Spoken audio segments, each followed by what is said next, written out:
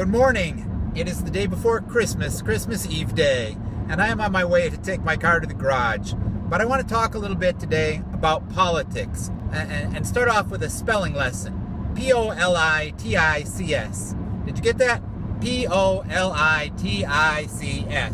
8 letters. Politics is not, in fact, a 4-letter word, which many people like to treat it as.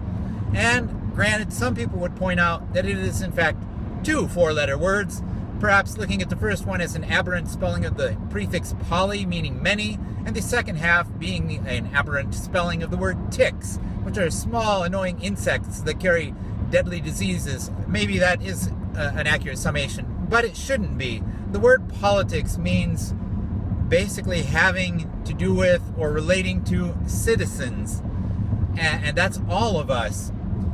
In particular, yes, it does refer to guiding their behavior, influencing their feelings about things, but that's really, what is that other than leadership? Ideally, of course, it involves some other concepts like governance and statesmanship that sometimes seem to be lacking, but there shouldn't be anything inherently bad or terrible about politics that makes us be afraid to discuss it, not be disinterested when it comes up. And yet that's the way it's come to be seen. It's viewed as one of the 2 taboo topics for family gatherings, for instance. You don't want to talk about politics or religion because they cause controversy.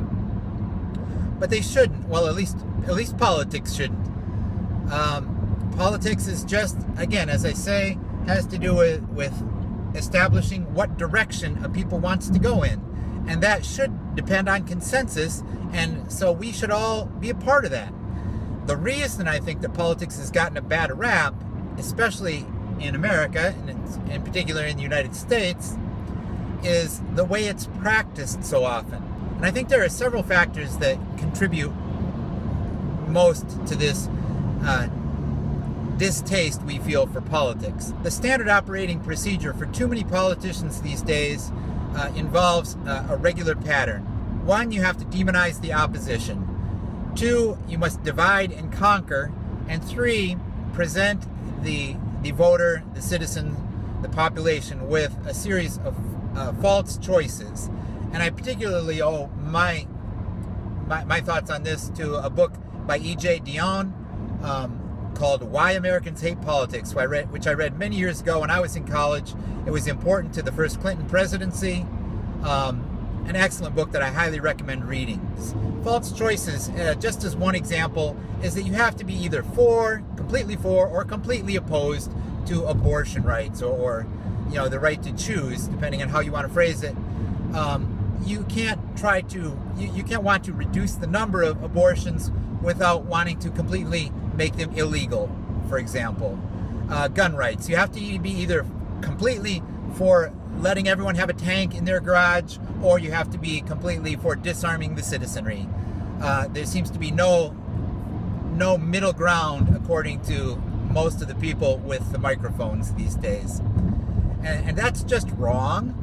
We need to find middle ground most of the time. That's the key to what our 2-party system is based on, is finding the middle ground and believing that when you find the middle ground, you're likely to find the wisest, smartest choice. And I have a lot of faith in that, and I think I'll do another video on the 2-party system and why I think that is an ideal system. But since we have politicians who are advocating these black and white choices and demonizing the opposition, how do you stop that? How do we get to where we're not trying to remove ourselves from politicians and get ourselves more engaged? I think it's a matter not of wanting to be heard, but a matter of listening. And in particular, what you have to do, what all of us have to do, is make a greater effort, not necessarily to listen to the people with the microphones, not the people running for office, but listen to the people that are listening to them. So, out on an extreme case, this year we have Donald Trump and his followers. I don't want to try to convince anyone that they need to listen to Donald Trump more, because I don't know if I'm the person to do that. I don't know if I could do that. But we do need to listen to the people who are listening to him. What is it that they are finding appealing in his message? And how do we address their needs and concerns, because they're legitimate needs and concerns. Those are people, and they have things that are important to them that we should consider when we're making a decision about where we are going to stand politically. So that's all I'm going to say, because it's Christmas Eve and I've got to get my car to the garage and I've got a lot of Christmas shopping to do. But on the topic of politics, I don't think they're a bad thing. I think we should talk about them all the time. I don't think we start our presidential campaigns too early, because I think it should be a full-time campaign in a lot of ways. You're talking about what is arguably the most powerful position in the world. And so I think it's an important thing that we should be able to talk about. I'm glad when we do. I wish we could discuss things a little more civilly sometimes. So that's what I'm going to try to do a little more often, I think, on my vlogs here. So you might not be looking forward to that, but I hope you'll stick around and listen and give me your thoughts, and we can try to move ahead. Because if there's anything I believe, it's that the world does move 2 steps ahead and then 1 step back. Sometimes 3 ahead and 2 back. But overall, I think we make progress. Keep that in mind. Let me know what you think down in the comments.